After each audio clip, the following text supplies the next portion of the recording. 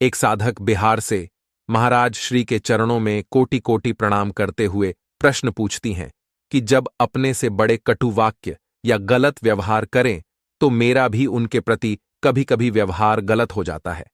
बाद में मुझे आत्मग्लानि होती है, कृपा करके इससे बचने का उपाय बताए।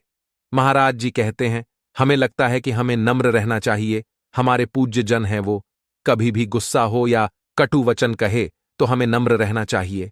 बड़ी पवित्र बुद्धि है जो आप ये प्रश्न कर रहे हो, नहीं तो आज का समाज ऐसा हो गया है, बड़े बूढ़ों को थप्पड़ लगा रहा है, पीट रहा है, गला काट रहा है। ये मतलब बहुत ही निम्न बुद्धि होती चली जा रही है। अपने पूज्य माता पिता वयोवृद्ध को चप्पलों से मार रहे हैं। अरे खवा पिया के तुम्हें इतना बड़ा किया, माता पिता में भगवान नहीं देखोगे तो कहां देखोगे। तो हमें लगता है कि यद्यपि है कठिन, जब अपने कोई निज जन हमसे कटु वाक्य कहे और हम चुप रहे, यही तो भगवान की कृपा है। देखो, जब विभीषण जी को रावण ने लात मारी ना, फिर भी विभीषण जी ने हाथ जोड़कर कहा, तुम पितु सरिस भले ही मोहि मारा, रामू भजें हितनाथ तुम्हारा। तो भगवान शंकर बोल उठे, उमा संत कई इही बढ़ाई, मंद करत जो करी भलाई। जब कोई हमारे अपने, खासकर बड़े बुजुर्ग, कटु वचन बोलकर हमें दुख पहुंचाते हैं तो हम चुप हो जाएं और पलटकर जवाब नहीं दें। अगर खड़े रहने की हिम्मत नहीं है तो वहां से हट जाना ही बेहतर है, लेकिन कठोर शब्द नहीं बोलने चाहिए, क्योंकि अगर हमारे द्वारा बड़ों का अपमान हो गया तो हमारी पढ़ाई लिखाई, सत्संग, साधु संगति सब बेकार चली जाएगी। विद्या हमें क्या सिखाती है? विनम्रता। पर आजकल की आधुनिक विद्या बच्चों को उद्दंड बना रही है। देखो, विद्या का अर्थ होता है विनय। विद्या विनय प्रदान करती है। अगर आप सत्संग सुनते हैं और यहां आए हैं तो यह भगवान की कृपा है। आप इसे सहन कीजिए, और जब भी मन में कटु वचन बोलने का वेग आए तो दांत पीस लें और मौन रहें। हमें यह समझना चाहिए कि जब भगवान ने हमें बुरा बोलने की ताकत दी है तो अच्छा बोलने की भी सामर्थ्य दी है। इसलिए सोच समझकर अच्छा बोलें, नहीं तो मौन हो जाएं। हम अपने आप को कमजोर न समझें। कई लोग कहते हैं हमसे नहीं रहा जाता, पर हकीकत यह है कि हम बहुत कुछ सहन कर सकते हैं। अपनी सामर्थ्य को पहचानिए। शरीर छूटने से पहले व्यर्थ की बातें छोड़कर भगवान के चिंतन और भजन में मन लगाओ और सहनशील बनो। हमारी प्रार्थना है कि इसमें आपको बड़ा सुख मिलेगा, आपको भगवान की कृपा का अनुभव होगा। सोचिए, अगर विभीषण जी ने लात मारने की बात सह ली तो राम जी की शरणागति पक्की हो गई ना। उसी घटना से तो उनकी शरणागति आई। पहले वे लंका में रहते हुए भी राम जी की स्मृति में थे, लेकिन राम जी के पास जाने का साहस नहीं था। जैसे ही लात मारी गई, शरणागति पूरी हो गई, वे भगवान की शरण में आ गए। तो अगर हमें कोई कटु वचन कहता है और हम भगवान के हैं तो भगवान हमें अपने नजदीक खींच लेंगे। भगवान हमारे हृदय के और निकट आ जाएंगे और हमें आनंद प्रदान करेंगे। हमारी भक्ति की स्थिति ऊंची तभी मानी जाती है जब मान अपमान, निंदा स्तुति, सुख दुख का कोई असर हमारे हृदय पर नहीं पड़ता। हमें धीरे धीरे अभ्यास करते रहना चाहिए। हमारी सामर्थ्य है, हम सब कुछ सह सकते हैं। देखो, हम एक छोटी सी सुई लगने से डरते हैं, लेकिन जब कोई बड़ा हादसा होता है, जैसे एक्सीडेंट में पैर टूट जाता है, तो हम महीनों सरिया पड़ी रहने पर भी सहते हैं। इसका मतलब है कि हम बहुत कुछ सह सकते हैं। अगर हम विचार करें तो हम यह भी सह सकते हैं कि कोई हमें गाली दे, कोई हमें कटु वचन कहे।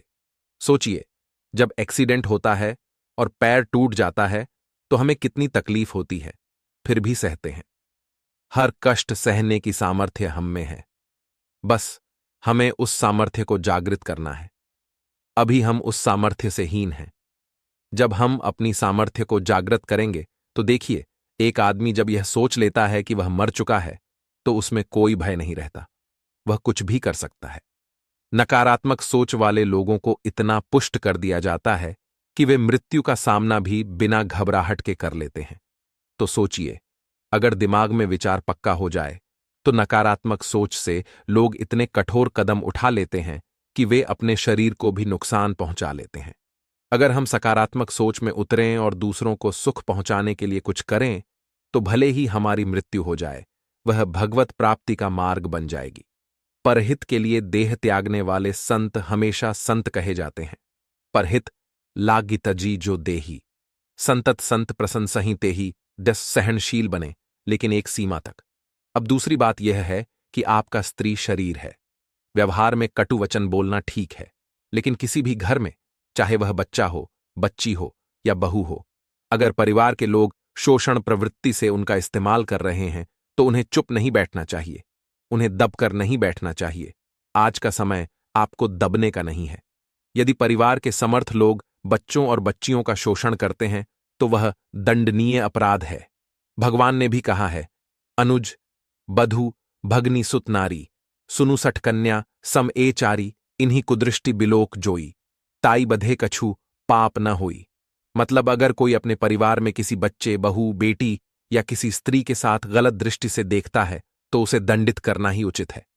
परंतु इसका मतलब यह नहीं कि अपने हाथ में कानून लें, सरकार को रिपोर्ट करें, कानून का सहयोग लें। हमारे पास कई उदाहरणाएं हैं जहां पिता ही अपने बच्चों का शोषण कर रहा है, परिवार के अपने सदस्य ही गलत आचरण कर रहे हैं। बच्चियां जो दबकर रह जाती हैं, उन्हें जब मौका मिलता है कि अपनी बात कह सकें तो उनके लिए वह राहत की बात होती है। महाराज जी कहते हैं, मुझे याद है कि कई बार ऐसी बातें सामने आईं कि पिता ही अपनी बच्ची के साथ गलत आचरण करता है। पिता अपनी ही बच्ची के साथ गलत आचरण कैसे कर सकता है?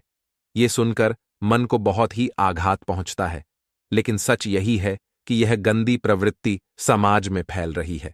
जब हमने प्रोत्साहित किया था कि अपनी मर्यादा में रहें, तो कई लोगों ने बताया कि रिश्तेदार, मामा या अन्य पवित्र रिश्ते जिनसे हम सुरक्षित महसूस करते हैं, भी शोषण प्रवृत्ति से बच्चों के साथ बुरा व्यवहार करते हैं। यह सब सुनकर दिल दहल जाता है। 12 से 13 साल के बच्चे और बच्चियां जिन्हें ठीक से समझ भी नहीं होती, वे नहीं जानते कि किससे कहें। इसलिए यह जरूरी है कि जितने लोग सत्संगी हैं वे संभलें। कुसंगति में पड़े लोगों की दुर्गति पक्की है, परंतु जो सत्संगी हैं वे कभी ऐसा अपराधजनित कार्य न करें। अगर ऐसा हुआ तो उनकी दुर्गति भी निश्चित है। सत्संगी होने का अर्थ है कि आपने धर्म का पालन किया है।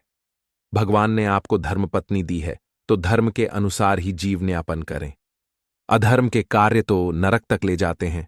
छोटे छोटे बच्चों का शोषण यह बहुत बड़ी गंदगी बन चुकी है, क्योंकि अब भजन नहीं है, सत्संग नहीं सुनते, धर्मशास्त्रों को नहीं पढ़ते, इसलिए पाप का भय नहीं रहा। हमारे पूर्वज जब बेटी का ब्याह करते थे तो उसके घर का पानी तक नहीं पीते थे। ये पवित्रता का भाव था। बेटी के प्रति गलत भाव तो दूर की बात थी। उस घर के हर सदस्य को आदर से देखना, ऊंचे आसन पर बैठाना, पैर धोकर स्वागत करना, यह सब मर्यादा थी।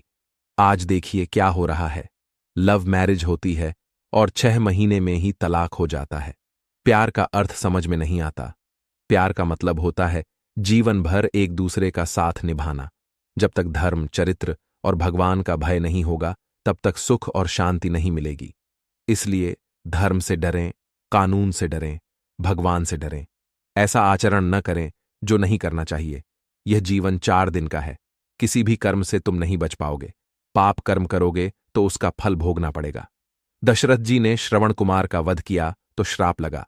भगवान पुत्र थे, फिर भी वह श्राप मिटा नहीं सके। दशरथ जी ने तड़प तड़प कर प्राण त्यागे। सोचिए, जब भगवान के पिता ही श्राप से नहीं बच सके तो हम लोग जीव हैं। अवश्यमेव भोक्तव्यम कृतम कर्म शुभाशुभम।